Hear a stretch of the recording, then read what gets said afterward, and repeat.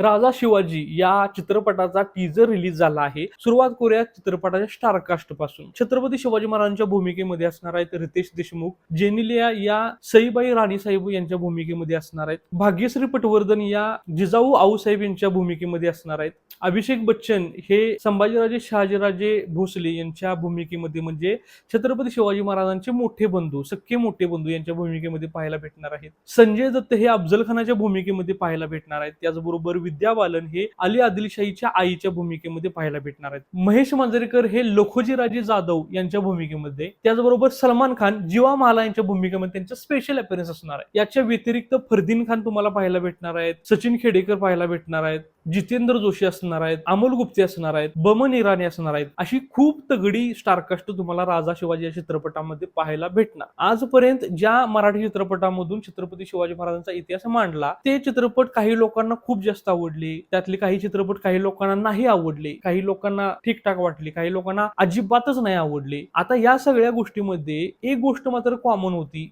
सगळ्यांनी लोकांकडून ऐकायला भेटली, ती म्हणजे चित्रपटाचं बजेट. चित्रपटाचं प्रोडक्शन व्हॅल्यू दिसत नाही, चित्रपटामध्ये खूपच कमी बजेट आहे असं पाहतानाच जाणवतं. म्हणजे अगदी सगळ्या त्या मावळ्यांचे कॉस्ट्युम्स पासून, त्यांच्या मेकअप पासून, सेट डिझाईन पासून, चित्रपटाची सिनेमॅटोग्राफी वीक असते, साऊंड डिझाईन वीक असतं, अशा खूप साऱ्या गोष्टी ज्या फक्त चित्रपटाच्या बजेटमुळे कॉम्प्रोमाइज केलेल्या आजपर्यंत बहुतांश मराठी चित्रपटामध्ये पाहायला भेटले. त्याचं कारण म्हणजे हे चित्रपट खूप कॉस्टली असतात. म्हणजे एक तर तुम्हाला ऐतिहासिक चित्रपट दाखवायचा आहे, तो काळ उभा करावा लागतो, तसे सेट लागतात, कॉस्ट्युम्स, मेकअप आणि खूप साऱ्या गोष्टीवर काम करावं लागतं, खूप सारा पैसा त्यावर खर्च करावा लागतो. आणि मराठी चित्रपटांची अवस्था तुम्हाला माहिती आहे, रिकव्हरी देखील होत नाही. मग ऐतिहासिक चित्रपट म्हणजे आणखीन जास्त, म्हणजे तिप्पट चारपट खर्च असतो, मग कमी खर्चात बनतो. आणि छत्रपती शिवाजी महाराजांचा इतिहासच इतका भव्य दिव्य आहे की तो आपल्याला जेव्हा मोठ्या पडद्यावर अशा खूप साऱ्या गोष्टी कॉम्प्रोमाइज करून, खूप सारे बजेट प्रॉब्लेम असल्यामुळं तितकशे दर्जेदार आपल्याला गोष्टी जेव्हा पाहायला भेटत नाही, तेव्हा मात्र आपल्याला ते थोडंसं इम्प्रेसिव्ह वाटत नाही, किंवा आपण नाराज होतो की आमच्या महाराजांचा इतिहास किती भव्य दिव्य आहे आणि तुम्ही इतकं हलकं फुलकं दाखवताय. आणि त्याच्या मागचं कारण असतं बजेट. या चित्रपटाचा जर तुम्ही टीजर पाहिला तर त्या सगळ्या गोष्टी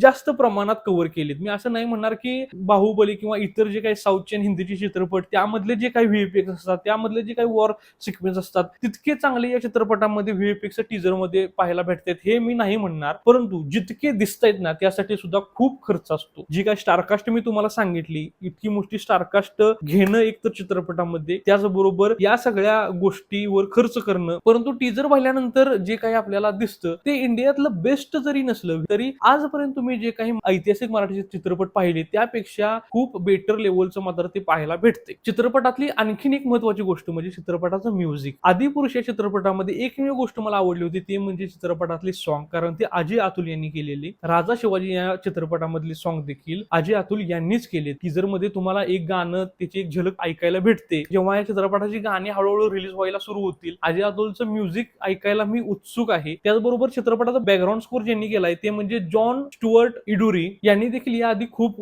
चित्रपटामध्ये काम केले म्युझिक डिपार्टमेंट मध्ये. आणखीन एक महत्वाची गोष्ट म्हणजे संतोष सिवन हे सिनेमॅटोग्राफर, ज्यांचं पहिलं काम 1985 ला रिलीज झालं, ज्यांनी मल्याळम, तमिळ, हिंदी या अशा आणखीन काही लँग्वेज मध्ये काम केलं ऍज अ सिनेमॅटोग्राफर, ज्यांनी खूप मोठे मोठे सिनेमे आजपर्यंत ऍज अ सिनेमॅटोग्राफर म्हणून काम केले. ते पहिल्यांदा मराठीमध्ये ऍज अ सिनेमॅटोग्राफर काम करत आहेत. मी हा सांगण्याचा प्रयत्न करतोय की एकीकडे चांगली स्टारकास्ट देखील आहे, चांगलं प्रोडक्शन व्हॅल्यू आपल्याला, चांगलं बजेट देखील आपल्याला पाहायला भेटते, त्याचबरोबर टेक्निकल टीम जी आहे चित्रपटात ती देखील स्ट्रॉंग आहे. त्यामुळे माझी अशी इच्छा आहे की चित्रपटातला फायनल रिझल्ट जो असणार आहे म्हणजे मूव्ही जो असणार आहे तो देखील तितकाच दर्जेदार असेल अशी माझी अपेक्षा आहे. मी ह्या चित्रपटाबद्दल पॉझिटिव्ह आहे. आता काही दिवसात ट्रेलर रिलीज होईल, ट्रेलरचा देखील रिव्ह्यू मी करणार आहे. आपल्या चॅनेलला जर तुम्ही सबस्क्राईब केलं नसेल तर नक्की चॅनेलला सबस्क्राईब करा. आपण पुन्हा एकदा एका नवीन चित्रपटावर चर्चा करण्यासाठी नक्कीच भेटू. तोपर्यंत मी सुदर्शन जाधव तुमची रजा घेतो. धन्यवाद.